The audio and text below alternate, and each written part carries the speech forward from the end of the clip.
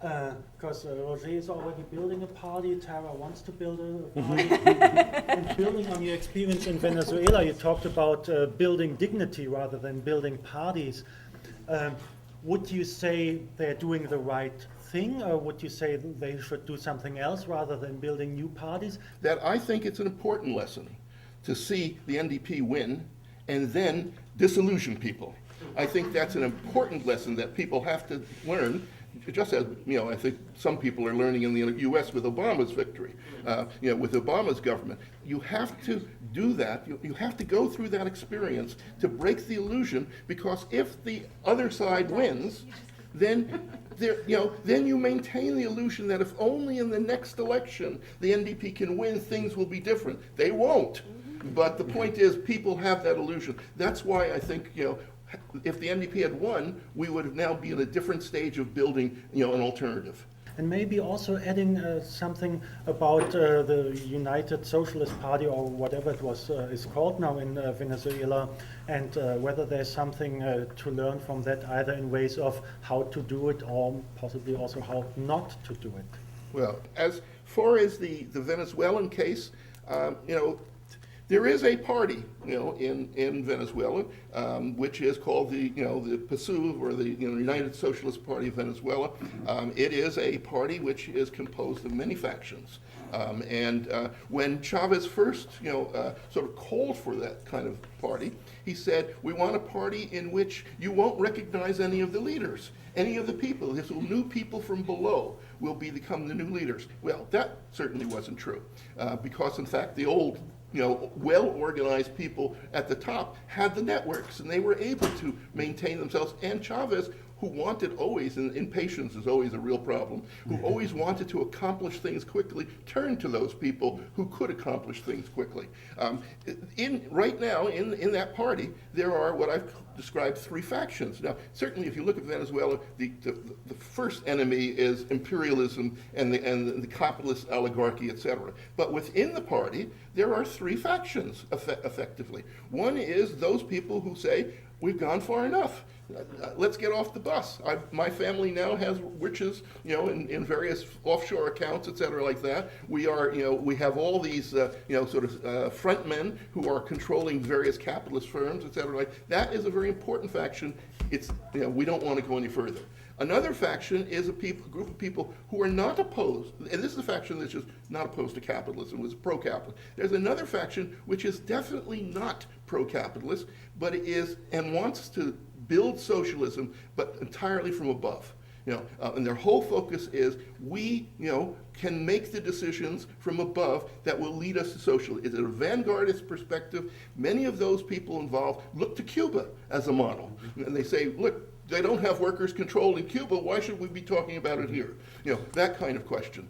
And they are very well entrenched in the oil industry and several other industries. And then there's the movement from below. And that is I was interviewed in a Croatian newspaper right before the election. They asked me, what's going to happen after the election? I said, the class struggle is going to decide what's going to happen. And that has been continuing to happen in Venezuela. To give you one example, just one example of the kind of struggle that's been occurring, is there was a Ministry of Communes. The Ministry of Communes had the responsibility of organizing this process of taking the individual communal councils and bringing them together as communes, which 10, 15, 20 communes, to work on larger questions which are beyond the scope of a neighborhood. Now, the Ministry of Communes people and the Minister of Communes had been trained as a social worker in the social worker program in Cuba. They were completely top down as to what would be a legitimate commune, etc. So there was a movement then of initially 18 communes from below which refused to cooperate in any way with the Ministry of Communes and began to build a movement entirely themselves. And they began to organize. At one point, in fact, in October and November, Chavez said at one of his open public cabinet meetings, where are the communes? What's happening with the communes? Why don't we hear them being actors in this whole process? Maybe we shouldn't have a Ministry of Communes. Maybe we should have, every ministry should be involved in working with the communes, because they're not functioning the way they should. Well, a friend of ours, wrote immediately to Aparea, which is the sort of the left bulletin board, saying, open letter to Comrade Chavez. If you want to know where the communes are, ask the people. Don't ask your party.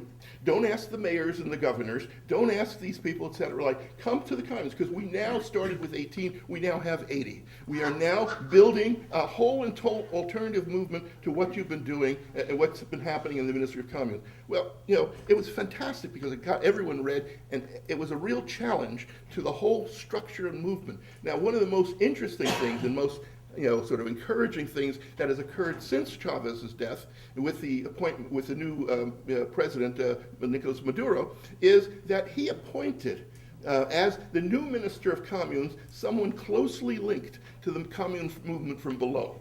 And that process of the development of the communes from below has been developing very substantially. But there's class struggle happening in this whole process, and one has to understand that. And how it turns out, you don't know. Class struggle is not dictated. The results are not dictated.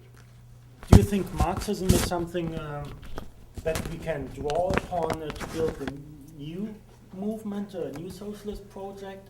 And if so, what kind of, there's as many Marxisms as there are Marxists. What kind of Marxism do you think we should draw upon or develop to build a new movement? I don't see rebuilding the left immediately on the basis of a Marxist party. But I think we can rebuild the left on the basis of a broad left party that breaks with neoliberalism and opens the door to moving beyond neoliberalism, beyond capitalism, to a new system. And hopefully that could be the eco-socialist project. Now, I think what is important to do, especially at this stage, especially now in the 21st century, is develop the conditions, develop the audience for Marxists and left socialists to be able to refine their analytical tools, their theories, their strategies, and especially their practice. I was very influenced when I was younger, and I reread again a French philosopher called Henri Lefebvre.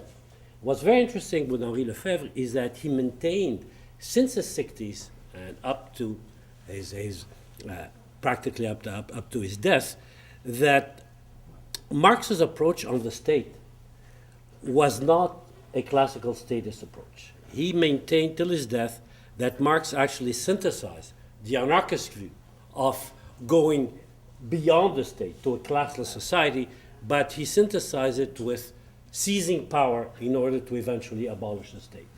And I think it's an interesting proposal, and it's a key proposal in rebuilding a new Marxism. How can you develop the practical means by which you seize state power, but you slowly but surely abolish that very same state power? Now, what's interesting in reading Michael's work and his take on what is happening in Venezuela is that he posits developing the commune model and developing the protagonistic model, involving people in self-management, worker self-management, and the communes as the practical way in which you abolish the existing state and establish the conditions for a different kind.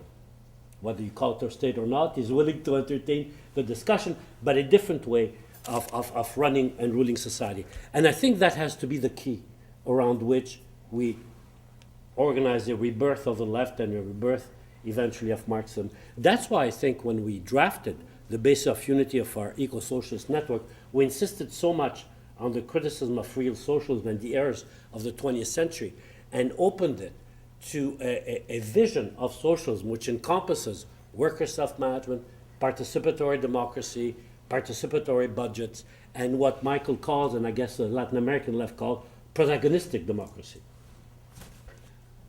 Do you have any ideas how we engage those people of whom we think they could benefit from socialism, but who we don't know how to talk to, who don't know of our existence? How do we get out of our isolation in building a socialism? Because if it's about to be democratic, either it's all the people. If it's only a few group of people talking about participation, well, where are the participants? I don't know who wants to answer that question. Maybe it's the toughest one that whoever wants to goes first. Well, I mean, I don't want to come back to some things I said, but this is where building a left alternative that runs an election can help. And I'll give you a concrete example drawn from the history of Quebec Solidaire. Before we formed Quebec Solidaire, there was a tremendous amount of discussion in the left in Quebec from 1996 till 2006 on whether it was necessary or not to build a party and establish a clear rupture with the Parti Québécois.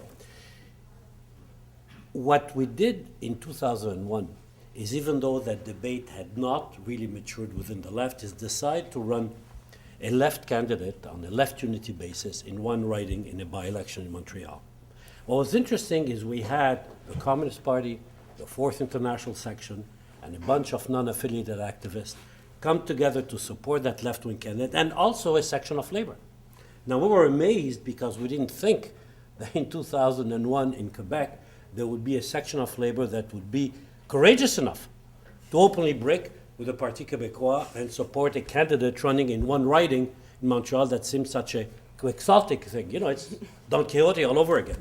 But it did, and that candidate got 25% of the vote in that particular riding. A year after that, we formed the Union of Progressive Forces in Quebec, 2002, and by 2006, we formed Quebec Solidaire. So at a point in time, being able to run in elections does two things. First, it tells to the splintered left, one of the groups that you mentioned, that, look, you're not going to solve the great historic discussion of Stalin, Trotsky, Che Guevara, Fidel Castro for the next decade or so. So please, let's look outside and talk about real strategic issues of how you bring your message to the people, one. Two, try and get people from the mass movements involved in what you're doing. Bring in the trade unions, bring in new activists, and try and formulate a program that people actually that have never been organized in the movement can support. And doing that work kind of forces you to change focus and look outside rather than inside. So at one point, being able to do that kind of forces you to look outside and then start asking very hard questions about where you're at in building the movement. So it is useful to do that, but you have to do it well, and you have to do it knowing the limitations of it.